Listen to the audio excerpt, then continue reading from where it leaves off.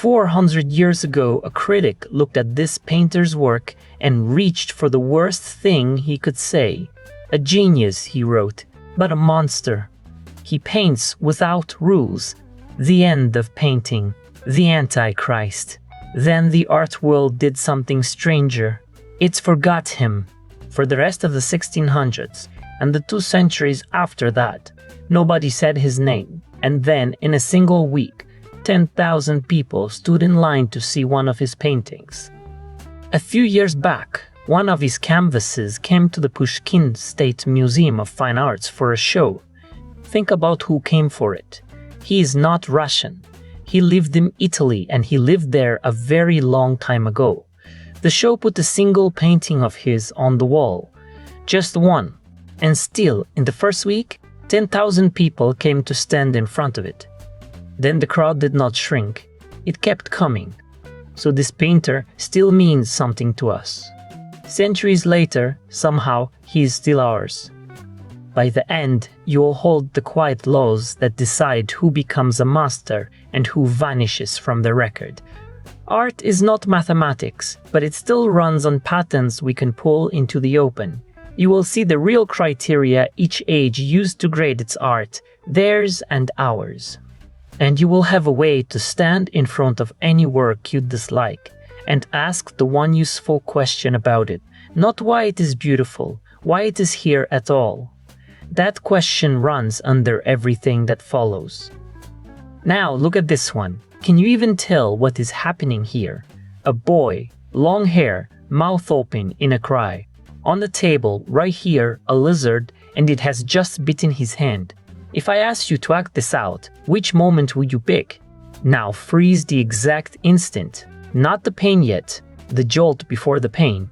The way your hand jerks off a hot kettle a moment before your head knows why. That flinch, that half second, is what he chose to paint. So what is wrong with it? In the 17th century, painting ran on a strict hierarchy of genres. Art was supposed to show only lofty things. History, myth, the stories of the Bible, a great subject rendered greatly. And here's a boy of the street, an ordinary boy, doing nothing holy at all. He's being bitten by a lizard, a small silly everyday thing that sits near the bottom of everything a serious painter was allowed to touch. Low subject, low art. Take the pain in his face. Pain could live on a canvas, but only when it earned its place. You could show it if you were a martyr, if you were a saint. A bright, open emotion was allowed if you were Saint Teresa, caught mid-ecstasy. A lizard bite is not that. It is the most ordinary reason in the world to cry out. And the ordinary was exactly what art was supposed to leave outside the door. There was a second law, and it was about Kong. The ideal painting was a thing you contemplated. You stood in front of it, your pulse slowed, your breath deepened, and you drifted out of the everyday into something close to prayer, silence, and stillness. Look at a Madonna like this one and you feel it settle over you. But this boy is loud. The theatrical grimace, the strange little ballet of the fingers, the kind no real hand makes. The whole picture is being acted out. You can almost hear it. No stillness, no silence. His own century never doubted his hand. He is a genius, they said. He paints wonderfully. Their trouble was what he chose to paint. Ordinary life instead of martyrs and saints in ecstasy. So he ended up with only 2 kinds of patron, the Pope and the cardinals. Everyone else kept him at arm's length, cold and uneasy about the whole thing. A genius, yes, but a genius painting the wrong world. So hold on to that word, antichrist.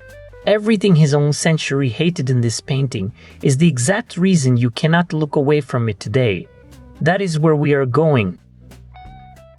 Around 1900, a critic named Roberto Longhi was hanging a show of modern painters. He stopped cold in front of one canvas. It was not modern at all.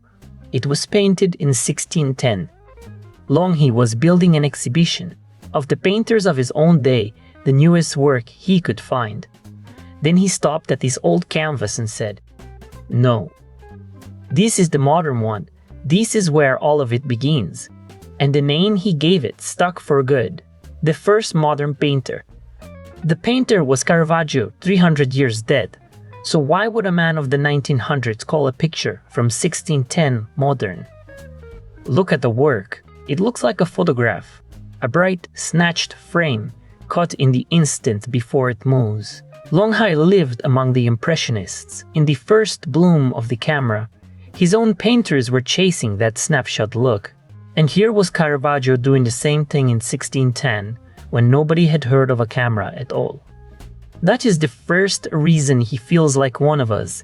What his own century held against him, the plain faces of ordinary people caught doing ordinary things, is exactly what pulls us in now. So when he was rediscovered, he was not just admired by painters and by the public. Photographers loved him. Film directors loved him. He had found the language of the caught moment long before anyone came looking for it. But there is a third reason, and it is the strongest of the three. Caravaggio does not simply show you a scene. He puts action inside it, with tension and a breaking point. Watch how he does it. This is the card Sharps, painted in 1594. At first it looks like nothing much. 3 men at a table, a hand of cards. But look again and the whole thing turns. 2 of these men are playing together against a third. One leans in behind the boy and signals his cards to his partner. The partner is already reaching to swap his own, a slow, theatrical cheat, and the boy in the middle sees none of it. That is the move of a film director. Caravaggio lets you, the viewer, know more than his hero knows. You can see the danger sitting right there in the frame. The boy cannot. And the second you see it and he does not, you start to worry for him. Picture it on a screen. A young man crosses the street with flowers, all soft and hopeful. Then the next shot, a truck coming fast. You understand the ending before it arrives. Caravaggio built that same feeling with a brush. And here's the strange part. The calmer the boy looks, the more untroubled, the more your own dread climbs. That gap has a name: dramaturgy. And before Caravaggio, no one in the whole history of art had talked about it. He was the first to put it on a canvas. He throws you into the middle of the story, with no prelude, no setup, head first into deep water. Scorsese said he would have made one of the great film directors. This is the age of theater, of cinema, of the photograph, of storytelling. Caravaggio got there first. If he was right and a whole century was wrong, then maybe the same thing happened to every artist you love. Behind the coffin of one of the greatest painters who ever lived walked only hired mourners. Women paid to grieve because there was no one else to do it. His collection had already been sold off. Every patron he ever had was gone. That is not a freak story. It keeps happening. Some masters celebrated in their own lifetime we have completely forgotten. Others from 5 or 10 centuries back, sometimes without even a name attached, we still stand in front of and call masterpieces. So who lasts and why? Art is not mathematics. It is not physics, but it still runs on patterns, and you can pull those patterns out of the cases. This first pattern even has a name. I will leave it bare for a moment: the prophet syndrome. An artist makes something that belongs to a later age, but not to his own. So his own time looks away and forgets him. Then, years on, someone stumbles onto the work by accident. Suddenly, it fits, and now the word is genius. Now the word is masterpiece. Caravaggio is the textbook case. Being contemporary is its own kind of art, and it is not given to everyone. Now look at the painters we talk about most: Botticelli, Rembrandt, Van Gogh, Vermeer, Michelangelo, Leonardo, our own wanderers. Every single one of them was refused in his own time, not because the work was weak, because for their own age they were revolutionaries. But refused is often too strong a word. More often the work was accepted only by a very thin slice of people, sometimes by exactly one. A single patron standing between the painter and the void. That is the real shape of it. One taste, one wallet, holding a whole reputation up. And when the patron left, the painter fell with him. Take Botticelli. Outside one family, nobody in Florence understood his painting. The Medici did. They bought him, they kept him, they were his entire audience. So when the Medici lost power and fled the city, Botticelli had nothing left to stand on. For his last 16 years, he barely painted at all. And what little he did paint, he burned himself because none of it was ever good enough for him. Rembrandt began at the opposite end. Famous early, widely admired, the name everyone wanted on their wall. But late in the 1630s, into the 1640s, he began painting a face the way he saw it, not the way the buyer wanted it seen. So the buyers drifted away, one commission at a time. Because what he made were psychological portraits. He looked past the fine color and showed you the person as they actually were. He wanted the truth of a face more than its comfort. And that did not flatter everyone. A patron pays to look beautiful, not to look true. And beautiful and true, it turns out, are sometimes two completely different things. So, to his own century, he was just a poor, arrogant painter who had gotten exactly what he deserved. His son died. Both his wives had died before him. He died with nothing. His great collection scattered across the auction block, and that coffin from the start, with only paid mourners behind it, that was Rembrandt. And here is the strange mercy in all of it. Every one of these men was forgiven in the end. The work resurfaced. The word genius arrived, late, and the same paintings that nobody had understood now hang on the wall as masterpieces. But the mercy always came too late for the man himself. So, if genius always gets forgiven in the end, the only real question is how long the forgiveness takes. In 1874, a critic walked into a show, pointed at the paintings, and called them all impressionists. He meant it as an insult. His name was Louis Leroy, and he took the word from one small canvas in the room, a sunrise the painter had simply titled Impression. Today, those same painters are the geniuses on every museum wall. Back then, they were a joke. So, what was so offensive? They were chasing the fleeting moment, the light that lasts a breath and then is gone. Not the eternal subject the Academy prized, the passing one, but that fleeting light broke every rule academic painting had guarded for centuries. Those were pillars that had held for centuries. These men were painting weather that would not hold still. They said every sunrise deserved a canvas. Every sunset too. A sunrise because it is different every single day. A sunset because they are all beautiful and everyone is worth painting. That sounds harmless now.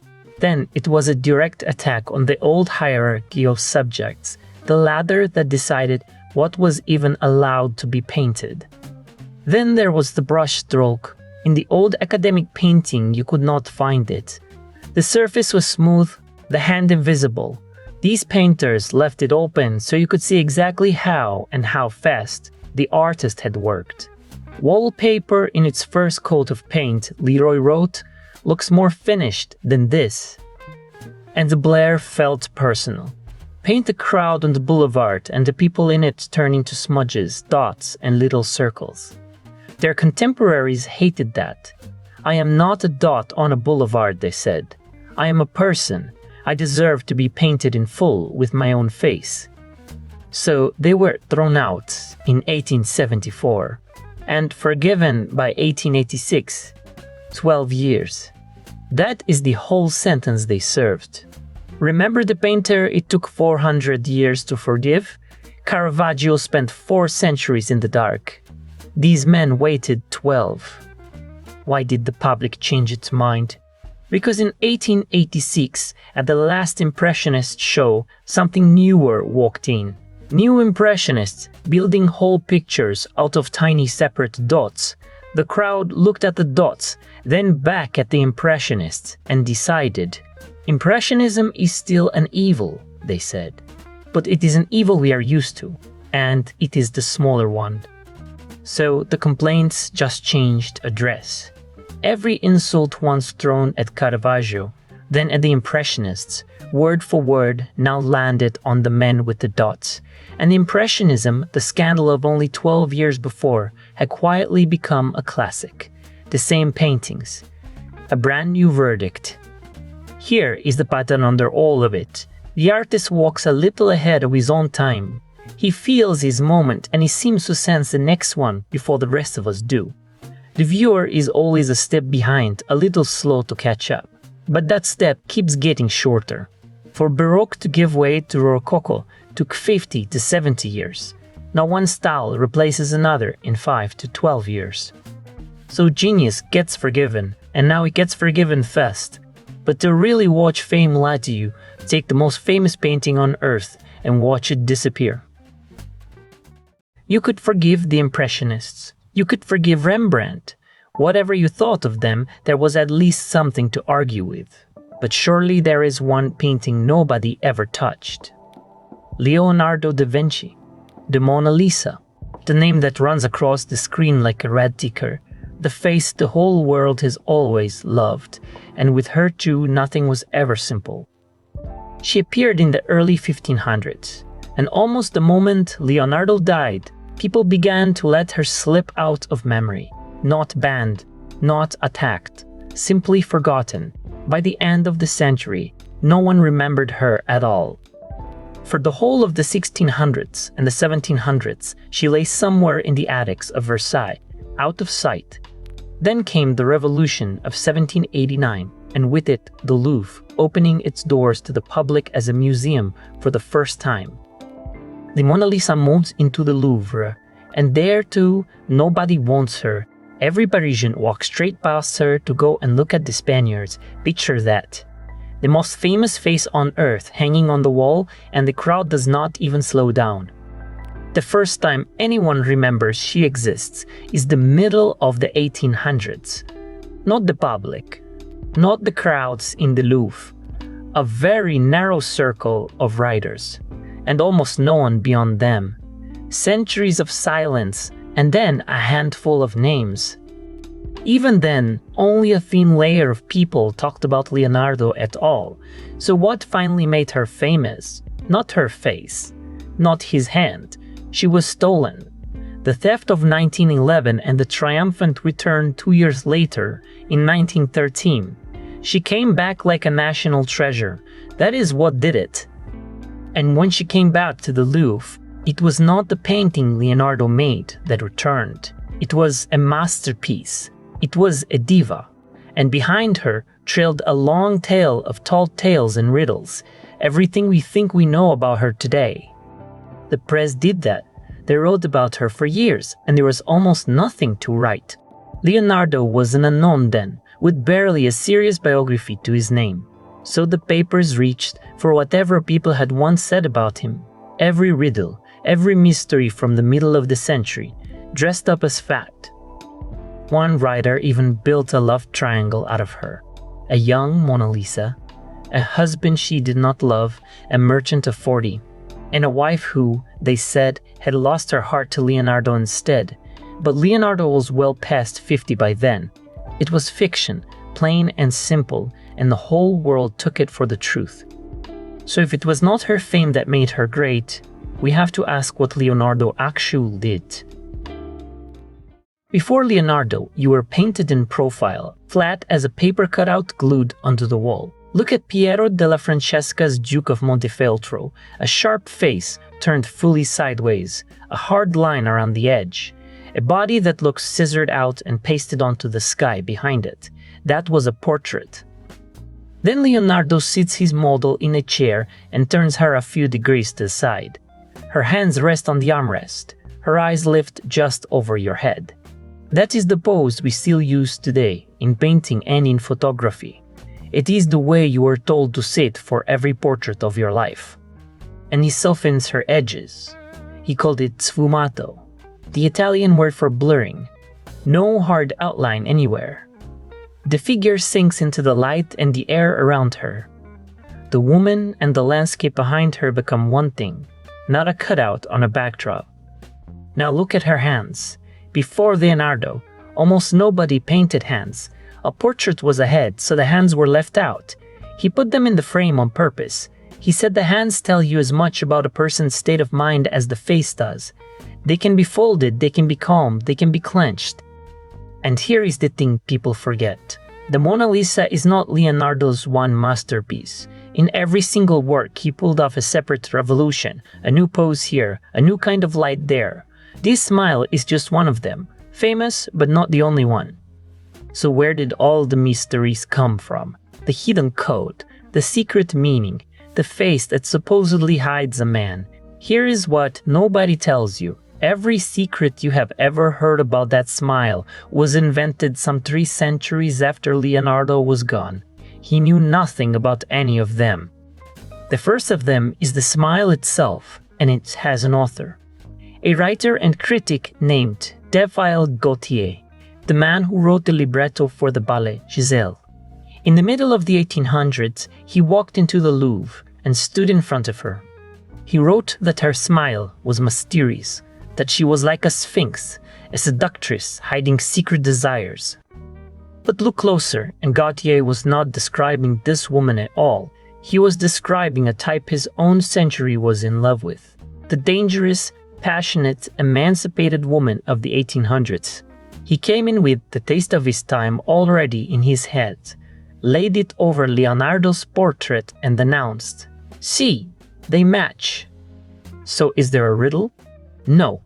The answer is simple and you already have it. It is sfumato again. Leonardo deliberately drops the corners of her mouth and the corners of her eyes into shadow. You cannot quite read them. Is she smiling or is she sad? Are her eyes lifted or lowered? You genuinely cannot tell. That is not the secret. It is a shadow. And it is not even unique to her. That so-called mysterious smile is simply Leonardo's handwriting. You will find the exact same smile on his Mary and Elizabeth and on his John the Baptist. Every painter has a tell. Kiprinsky is known for the brilliant way he paints fingernails. Leonardo is known for this mouth. What about the theory that the model was a man? That one was invented in the early 1900s by Marcel Duchamp, when androgyny was in fashion, women dressed as boys, men in women's roles, and the claim that her face matches Leonardo's own. Overlay any 2 portraits in a photo editor and some features will always line up. That is not proof. That is coincidence with a straight face. Who was she really? Lisa Gerardini or someone else? Nobody knows. Most likely she's not one woman at all, but a composite, an ideal. And the murky green you see today is not even Leonardo's color. The painting was badly restored in the early 1800s, and the colors he actually mixed are gone, for good. I am not telling you this to knock Leonardo off the wall, just the opposite. His Mona Lisa is one of the great paintings, but not because of a code or a secret. It is great because it is a new kind of portrait. Without him, you would still be posing face-on and flat for every photo you take. So Leonardo is the exception that proves the rule. The rebel his age happened to keep. Now meet the ones it adored and then threw away.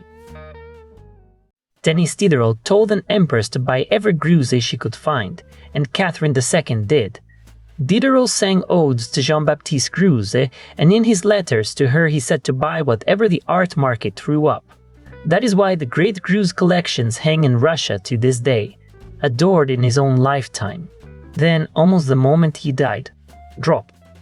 He is not the only one. Some painters were loved by the crowd, celebrated while they lived, and forgotten almost the moment they died. William Hogarth, Jean-Antoine Watteau, Alexei Venisionov. Names their own century could not stop repeating. Names most people today cannot place at all. So why does it happen? These painters caught the cultural code of their moment exactly, point for point. They spoke for their own day and for nothing beyond it. When the day passed, the fame passed with it. That is not a fall from grace. It is just weather. Look at one of them. A young woman in a white dress, flowers in her hair, a broken jug on her arm. Ask yourself what it is about. The picture is called The Broken Pitcher, and it is not about a pitcher at all. It is about lost innocence, The same thing Pushkin put over the captain's daughter. Guard your honor while you are young. Gruis paints her sensual, beautiful, undone. The broken jug is the thing you cannot take back. For a girl, he is saying that is the most precious thing she owns. That was the job of art in the Enlightenment. It had to please, yes, but it also had to teach. So wealthy families bought Gris and hung him in the drawing room, a quiet picture on the wall that told wives and daughters exactly how a woman was meant to behave. Stand in front of them now and something has gone flat. One is fine, two are fine, but look at 50 of them in a row and they start to bore you. Not because they're bad, because you're not raised on that kind of lesson anymore. Our instruction comes down other channels. And it is not only Grus. Watte, Peter de Huch, Venetianov. To us now, they look like documents. Beautiful reports from a world that has closed. They tell you about the time that is gone and they touch nothing in the day you are living in. So here is the first law. The painters we actually know, the ones we love and keep, were usually the ones their own time refused. The revolutionaries.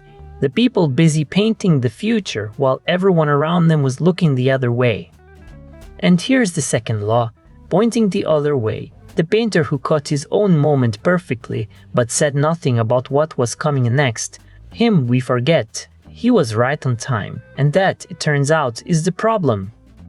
Boris Kostodiev lives in every Russian textbook. Steppe has the border, and the name goes empty. America knows Kandinsky. Europe knows Chagall. Neither of them has heard of Kustodiev. Every country keeps its own painters, and the border is where the fame stops. Two laws now, pulling opposite ways. One buries the artist who fit his time, one crowns the artist who broke it. To see how they judge, you have to know what the word masterpiece ever meant. A masterpiece was once a piece of homework, not a triumph, not the best thing a painter ever made, a test. An apprentice built one object by hand to prove he had earned the right to open his own workshop. Pass and you were a master. Fail and you stayed someone's assistant. The word is medieval and it traveled. The French call it the chief work. The Germans call it the masterwork. The English kept masterpiece. Same idea in every European tongue, and it was never about genius. It was about a license. Here's how it worked. You spent years as an apprentice in a master's workshop. Then you made one qualifying piece and handed it to the guild. The town's masters graded it. Pass and you could sign your own name and take on your own students. And every name you know went through this. Raphael, Botticelli, Leonardo, Michelangelo. None of them started as a genius alone in a room. Each one was an apprentice first, working toward his own masterpiece under someone else's roof. Two of them shared a teacher. Botticelli and Leonardo da Vinci both trained under Andrea del Verrocchio, and Verrocchio was more a goldsmith and a sculptor than a painter. He was a master of metal and stone who also ran a shop that took up brushes. Painting was a trade you picked up in a workshop, not a calling. That is the world it grew up in, a craft. Then the guild became a school. Academies opened. Italy at the end of the 1500s, France in the 1600s, Russia and England in the 1700s. Same word, new address. Now the masterpiece was your diploma, the piece you graduated on. The word survived. The meaning shifted. So how do you grade a masterpiece? The academy had 3 rules, and the first was pure craft. 6 years, they drilled you like a tradesman until your hand moved on its own. Every muscle, every fold of cloth, every petal had to look real. Look at Verrocchio's silver altar. Nothing is left rough. The second rule ranked what you were allowed to paint. At the top, ancient myth and Bible stories. That top slot had a name. History painting. Below it, the portrait. At the bottom, barely tolerated, a landscape, a bowl of fruit, a scene from the kitchen. Where your subject sat on that ladder decided how high your painting could ever climb. The third rule looked backward. The Academy taught that the golden age of painting had already happened, Renaissance, and your job was to reach it again. Copy Michelangelo for the body, Raphael for the line, Titian for the color. Newness was not a virtue. Faithfulness to the masters was. Originality could even count against you. And the highest praise was to be caught quoting, "Look at this Hercules by Annibale Carracci. That muscular body is built to remind you of Michelangelo's Adam from the Sistine ceiling, and Carracci wanted you to see it. Not deft. Homage. The more of the old master you could feel in a new painting, the higher it scored." Now watch what happened to a painter who ignored the latter. He took a canvas the size reserved for gods and heroes, and on it he painted a boy recoiling from a lizard bite. A kitchen moment, blown up to the scale of high art. The Academy would not have him. He had broken Rule 2 on purpose. And you already know his name, Caravaggio. So there it is. Technique, hierarchy, the old masters. These 3 rules decided everything. Then one new rule arrived and broke all 3. 2 paintings made around the same time. In each, a woman lying down wearing nothing. One made its painter the emperor's favorite. The other had to be guarded by police. One was a triumph. One was a triumph. The triumph was Alexander Cabanel, his painting, The Birth of Venus. Napoleon III named him chief painter of the empire and bought the canvas straight off the 1863 exhibition. And here is the strange part. By then the world had already moved. Freud had arrived. Nietzsche was writing. Marx was gathering the pages of his Capital. And the Academy went on painting the birth of a goddess, as if nothing outside had changed. But in Manet's time, a second art was rising beside the official one. Call it the art of the rejected painters, the official salon would not let in. Edouard Manet showed his Olympia, another woman reclining, and the public scolded him as hard as a public can scold, the opposite verdict. Manet was answering his critics. They wanted homage to the old masters. Fine. He took Titian's Venus of Urbino and painted his own version, modern, and called her Olympia. Every canyon seemed to be in place. On paper, a perfect quotation. But look at the 2 women. Titian bathes his Venus in a golden, soft light. She is naked, and yet the glow wraps her like a dress. She reads as chaste. Her eyes have a haze in them, and they look somewhere past you, into another world. Now Olympia. The light is not golden, it is direct, hard, cold, and it hits her straight on. Where Titian's glow dressed his Venus, this light undresses her. She is not nude, she is naked. And there is nothing divine to explain her away. She is the woman Manet knew, Victorine Meurent. Then there are her eyes. Olympia looks straight at you. In the 1800s, a young woman did not do that. She could hold a man's gaze only if he was her husband and never in public. This one holds yours in a crowded hall without blinking. Here's what that did to the crowd. Titian's Venus was a window. You look through it into a higher, nobler world. Olympia was a mirror. The public looked at her and saw themselves. And what they saw was uncomfortable. In those years, a woman could barely earn a living and the need was brutal. She had 2 roads, the workhouse, where the labor and the bad food killed most women before 35, or the life of a courtesan. This was not a rare tragedy. In letters that survive from the century, you find parents telling their daughters, in plain words, to go into the courtesan's trade, to keep the family fed. So look at what Manet actually did.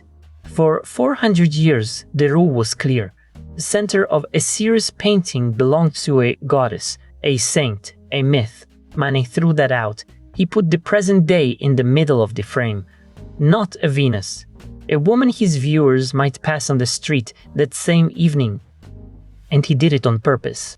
The deliberate shock, the thing we now treat as the oldest trick in modern art, Manet invented it right here. Nobody before him set out to slap the viewer awake. He was the first. The hall could not take it. The crowd came at the canvas with umbrellas and walking sticks trying to shred it. To save the painting, they hung Olympia up near the ceiling and posted 2 gendarmes beside her. Think of the last time a modern art show made you wince. That is what they felt, a spit in the aesthetic soul. The public wanted it destroyed. History decided the other way. Already in 1875, the critic Jules Castagneri wrote that someone would one day tell the story of French painting, its victories and its defeats. And when they did, they would be able to skip past Cabanel, but never be able to ignore Manet. He was right. Step back and see what just changed. Picture a painter in the 1600s hanging a plain black rectangle on the wall. We would stroll past it today, calling it genius, mad, delicious. But in his own century, newness was simply not the test. Nobody graded a painting on how new it was. That test arrives now with Manet and the painters who follow him. Not skill, not beauty, not a conversation with the old masters. Newness. The artist must revolutionize himself, they say, because the world changes every single day. The painters declared it first, then we, the viewers, took it up and never let go. But once you can shock, you have to choose what you are shocking people toward. The beauty or the idea. Titian handed you beauty and meaning in one breath. Look at his Venus of Urbino. She is madly beautiful. And she carries a meaning too. Love both earthly and heavenly. Beautiful and meaningful, the same canvas, no seam between the two. Before Manet, that was simply what a picture was, beauty and idea forged into a single whole. Then Manet painted Olympia, and it turned into a scandal. Nobody called it beautiful. People called it ugly. There was horror at the level of the subject and horror at the level of the paint. How the thing was made. The beauty had been drained out of it on purpose. Nothing here is meant to please your eye. Why would a painter do that on purpose? Because he wanted to turn you toward a problem. Imagine Olympia painted the way Alexander Cabanel would have painted her, pretty and easy on the eye. If Manet had made it that pretty, you would stop at the surface, sigh, and walk on. You would never reach the idea underneath. So he refused. That is the choice Manet put on the table. Either you side with the beautiful or you side with the clever. Paint something beautiful and the idea slides into the background, the way it does with Cabanel. Manet took the other road. To get his public to the idea, he would strip the beauty away and leave the idea standing alone. And from that choice, painting splits in two. On one side, the beautiful, art that exists to satisfy your eye, and there is nothing wrong with that. The Impressionists belong here. So does Henri Matisse. You walk into the gallery, you look, your eye rests, and you say, that is simply good. No problem to solve, no argument to have. This art is neither bad nor high-minded. It only wants to be looked at. On the other side, the trouble. Art that follows Manet and stops saying, I am beautiful. It starts asking questions instead, uncomfortable ones, about the world around you right now. To this art, the word beautiful simply does not apply. The painter was never trying to make something beautiful. He was trying to raise a problem, and the problem is not supposed to be pretty.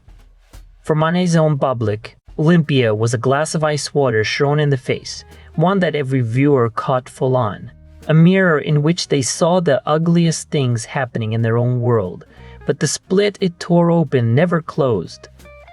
So the next time you stand in front of contemporary art and it makes you angry, hold on to that anger.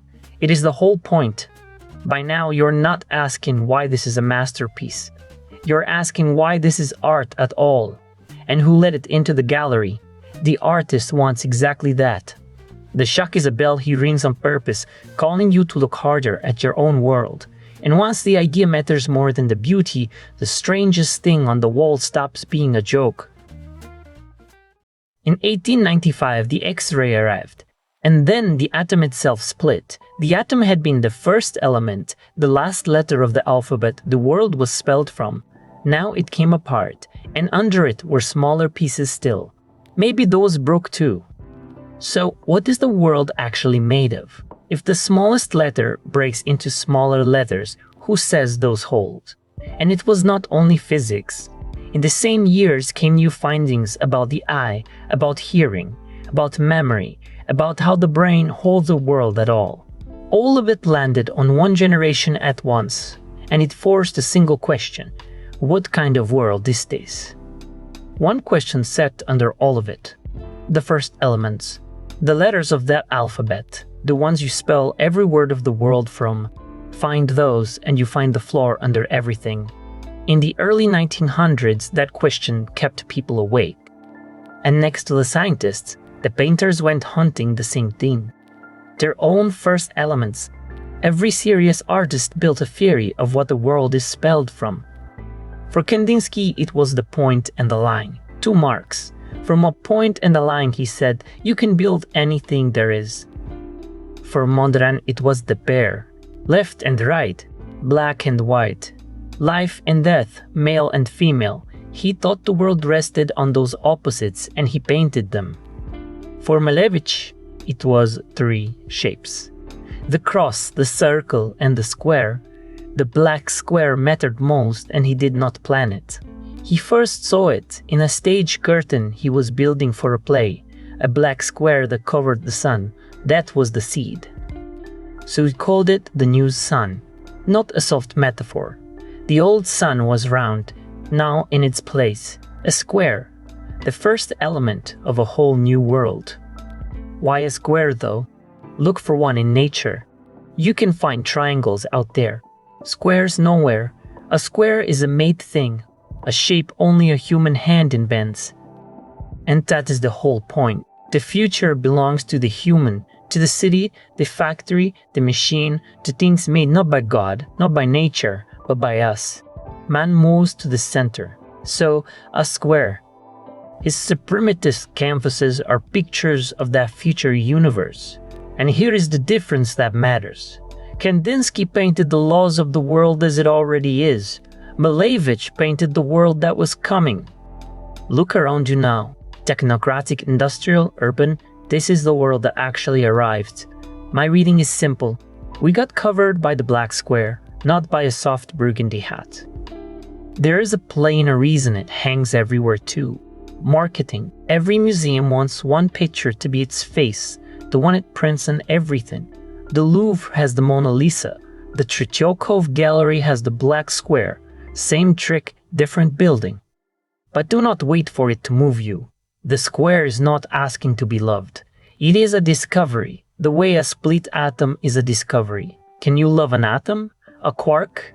Wave and particle being one thing? No. But you know what they are, and you know why they matter. That is the shift for all this art after 1900. It is the difference between a novel and a scientific paper.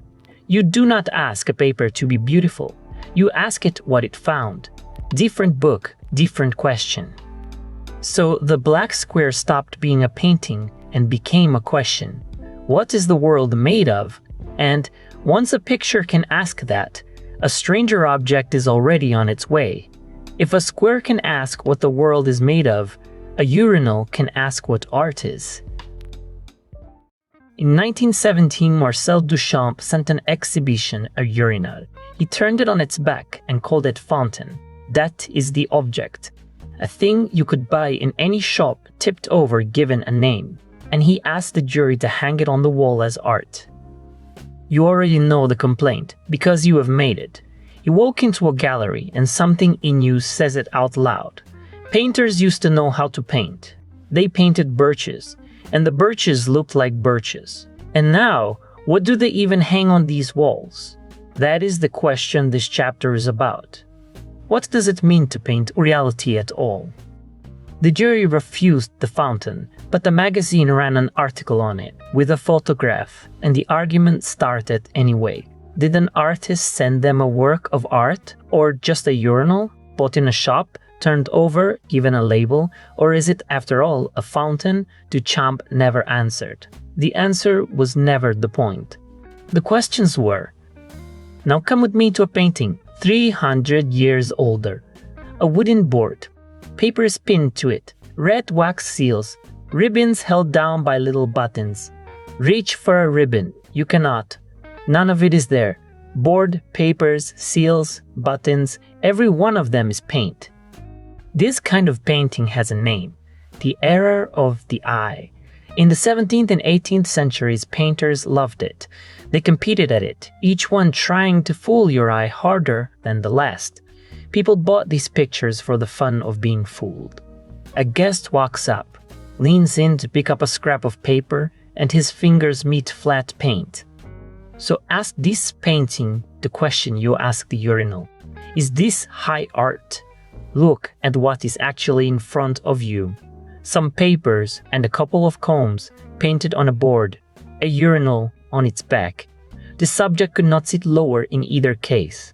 And the question about where art ranks high or low is exactly the same question. Twice. Here is where Duchamp turns it on you. Suppose reality is your yardstick. Suppose a painting is good when it matches the real thing. Then no painting ever wins. A painted pen, a painted chair, a painted cup, not one of them will ever equal a real pen, a real chair, a real cup. Judge art by realism, and the real object beats the painting every single time. So maybe realism was never the point. If what matters is the idea, it stops mattering whether a thing was made in a factory or by the artist's hand, painted on a board or carried in from life. It makes no difference. Duchamp has a choice. Back to you. Decide what you want from a picture.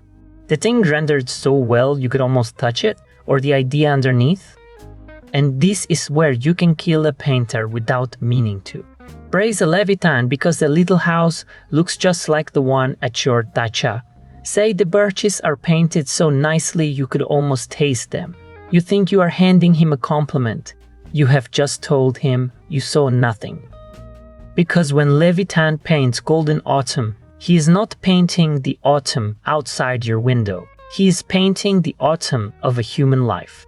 When he paints Above Eternal Peace, he is not painting a cottage above a river. He is painting an existential crisis and loneliness. So, that little word realistic, the one that feels like praise, often does the opposite. It kills the painter, and it locks you out of the painting, right at the door where the real work begins. Duchamp only made that visible with a urinal. And once the question becomes, what is real, the next one is, what kind of world we are even standing in? Cut a brain open, and you will not find last summer's holiday anywhere inside it. And yet, somehow it is there. From the early 1900s, painters stopped asking only what the thing looks like. They started asking what kind of world we are standing in. Relativity. A cat that is somehow alive and dead at once.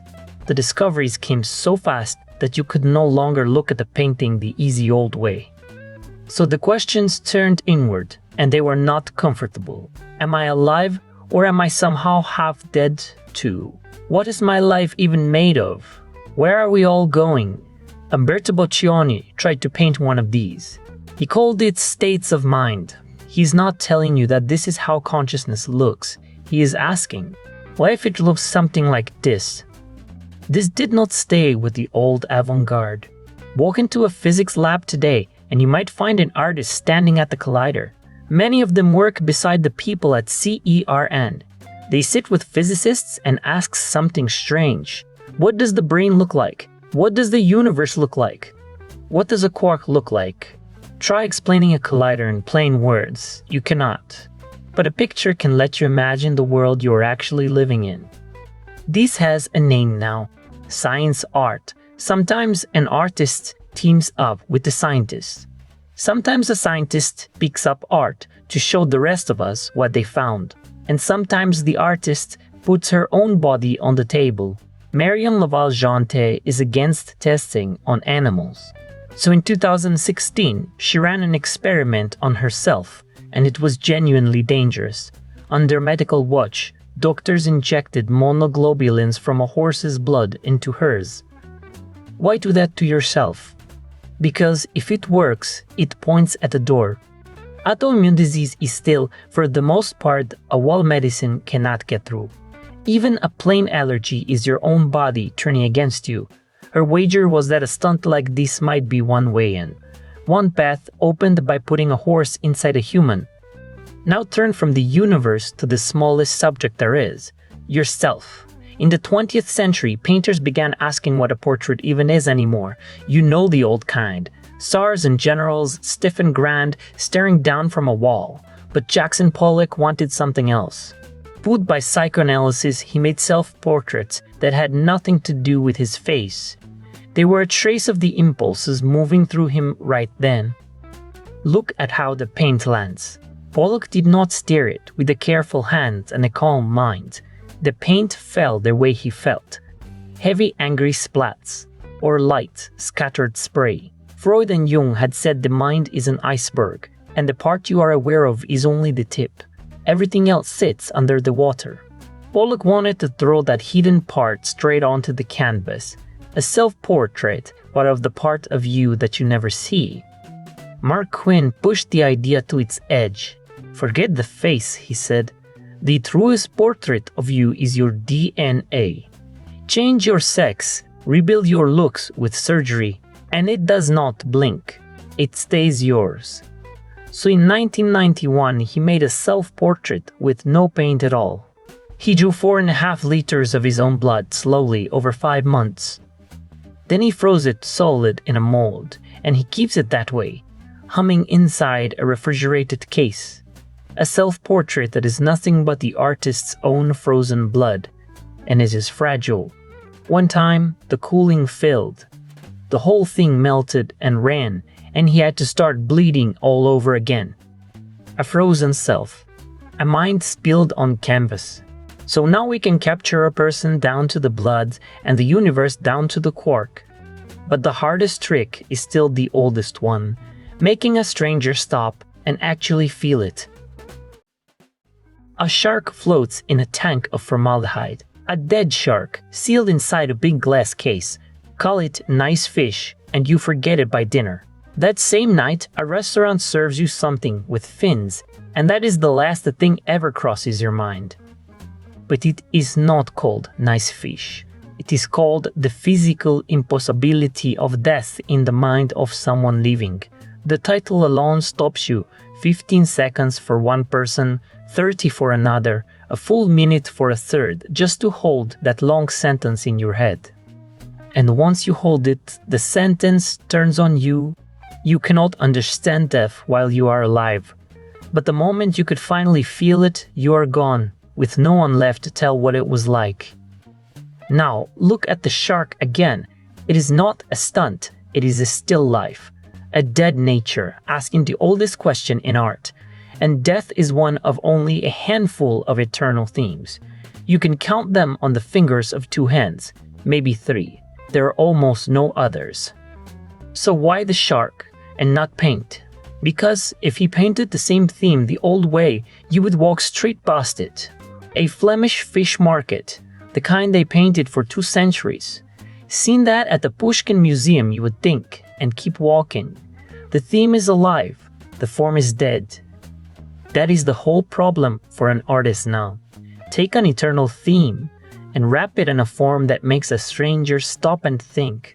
And if you can, a form that sells, that feeds you. Repeat what has already been done and you hit a dead end. So, 2 tools. Shock, which runs through the whole 20th century in ours. And storytelling, the real skill of this century.